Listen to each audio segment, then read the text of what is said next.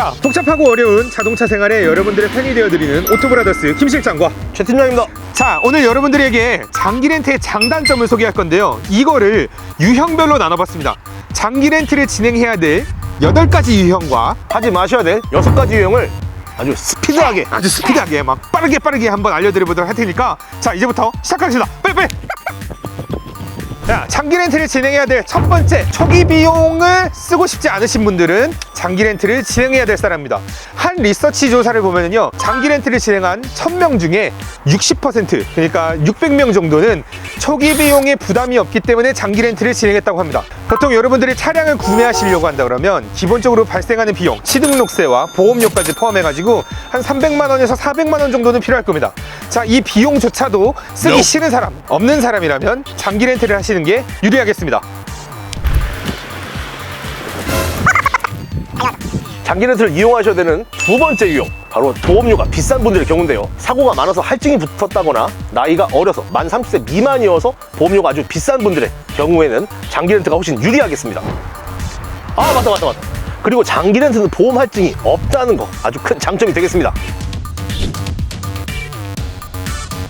장기 렌트를 진행해야 될 세 번째 유형입니다. 사업자라면 반드시 장기 렌트를 진행하시는 것이 유리합니다. 우리 아까 한 1000명 대상으로 해서 리서치 조사를 했잖아요. 그 중에 40%는 사업자이기 때문에 절세하는 효과를 누리기 위해서 장기 렌트를 진행했다고 합니다. 맞습니다. 우리가 부가세 관련해서도 혜택을 받으실 수 있을 거고, 그 다음에 종합소득세 관련해서도 세금, 비용 떨구실 수 있습니다. 장기 렌트를 진행하신다면 반드시 사업자일 땐 최고입니다. Feel my heartbeat.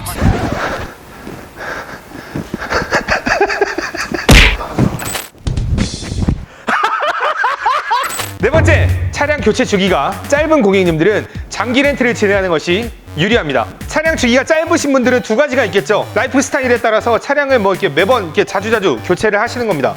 혹은 이제 뭐 중고차 가격 떨어질까봐 빠르게 차량들 빨리 판매하시는 분들이 있단 말이죠.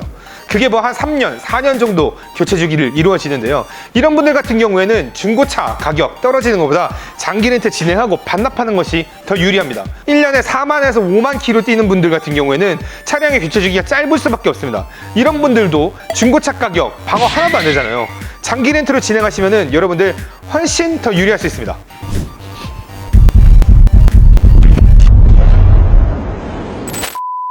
장기 렌트를 진행해야 될 5번째 유형입니다.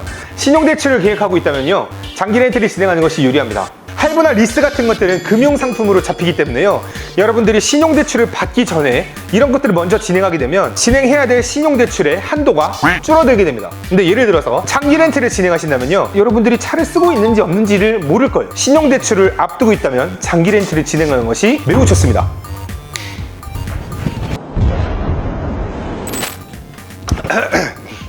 빨리 하려니까 목이 다 갔어. 6번째, 건강보험 지역가입제로 되어 있을 경우에는요, 장기 렌트를 진행하는 것이 유리합니다. 직장을 다니고 있으면서 4대 보험이 나가고 있는 직장 가입자들 같은 경우에는 차량을 구매를 하든 장기 렌트를 진행하든 뭐 건강보험료가 인상하는 부분은 없습니다. 근데 사업을 진행하시거나 혹은 직장을 다니고 있지 않으신 분들이 지역가입자로 가입이 되어 있을 가능성이 매우 높거든요.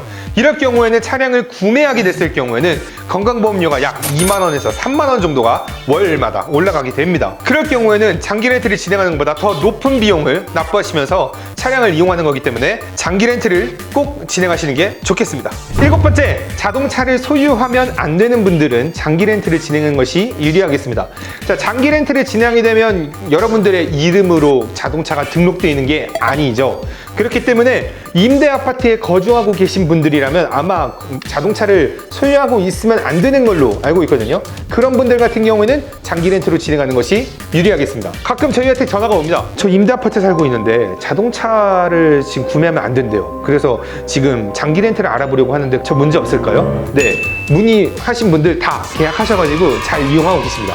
8번째, 몇 개월씩 차량을 기다려야 되는 고객들, 이런 것들 기다리고 싶지 않으신 분들이라면 장기 렌트를 진행하는 것이 더 유리하겠습니다. 지금 우리 10월달, 막 11월달부터 지금 현재 1월인데 벌써 한 3개월, 4개월 동안 지금 투싼, 카니발, 가솔린 뭐 이런 거 기다리고 있는 분들 계시거든요. 장기 렌트 같은 경우는요, 장기 렌트를 진행하는 캐피탈사나 이제 렌터카사들이 빨리빨리 차량 받을 수 있게 미리 구매해 놓은 선구매 차량 리스트들이 있습니다. 오래 기다려야 되는 뭐 이제 카니발 뭐 혹은 이제 펠리세이드 뭐 이런 투싼 뭐 이제 하이브리드 이런 차량들 같은 경우에 장기 렌트를 진행하는 것이 유리하겠습니다. 자, 이렇게 장기 렌트를 진행해야 될 8가지 유형을 한번 살펴봤습니다. 이 8가지 유형 중에 한 가지만이라도 포함이 된다 그러면 저는 막 있잖아요. 막 견적 막 내주고 막 이렇게 막 계약을 해드리고 싶은 막 마음이 솟아납니다.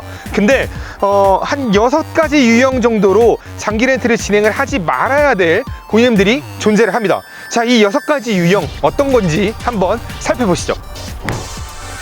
네, 첫 번째, 현금으로 모든 비용을 다 낼 수 있으신 분들은 장기 렌트를 진행하는 것보단 차량을 구매하는 게 더 유리할 수 있습니다. 하지만 보험료가 기본적으로 K5 기준으로 했었을 때 한 120만 원 이상 나온다, 혹은 뭐 그랜저로 한 150만 원 이상 나온다, 이럴 경우엔 그래도 좀 장기 렌트를 진행하시는 게 더 유리할 수 있습니다. 장기 렌트를 하면 안 되는 두 번째, 보험료가 저렴하신 분들이라면 장기 렌트를 진행하는 것보단 할부로 진행하시는 것이 유리할 수 있습니다. 아까도 말씀드렸다시피 K5 기준으로 설명을 하면요, 90만 원 이상 나온다 그러면 장기 렌트가 유리하겠고, 그 이하로 나온다면 차량을 구매하시는 것이 좀 더 유리할 것 같습니다. 자, 물론 금전적으로, 그러니까 비용적으로 봤었을 땐 차량을 구매하는 것이 유리할 수 있겠지만, 우리 장기 렌트의 장점 있잖아요. 세금, 그 다음에 우리 두 번째, 사고가 많이 나더라도 할증이 붙지 않는 거, 이런 것도 한번 참고 꼭 해주셔야 됩니다.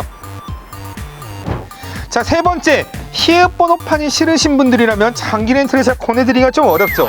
우리 아까 맨 처음에 봤었던 리서치 업체가 1000명을 대상으로 질문을 했는데요, 희읍 번호판이 싫은 이유가 뭐냐, 허세 부리는 것 같다, 돈 없어 보이는 것 같다, 뭐 이런 얘기 하더라고요. 허브로판을 아무나 다뤄, 아무나 승인 안 내줘.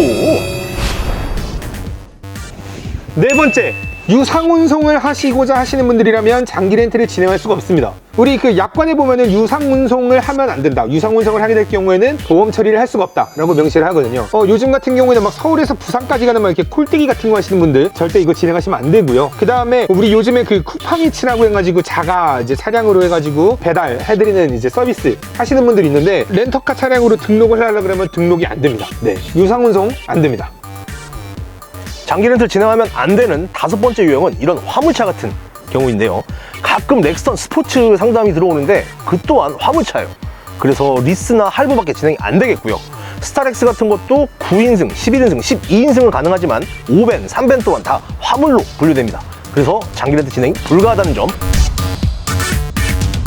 6번째, 이런 비인기 차종들을 원하시는 분들께는 장기 렌트를 권해드리지 않고 있는데요, 이런 비인기 차종들은 잔존 가치가 매우 낮습니다. 낮은 잔존 가치는 아주 비싼 올 임대료를 보이겠고요.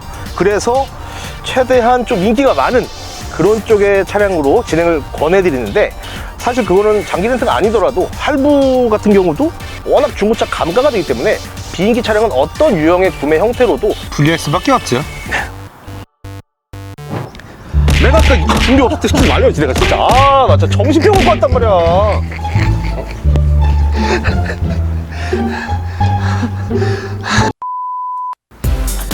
네, 이렇게 여러분들에게 장기 렌트의 장단점 관련해가지고 8가지 그리고 6가지까지 한번 소개시켜 드려봤는데요.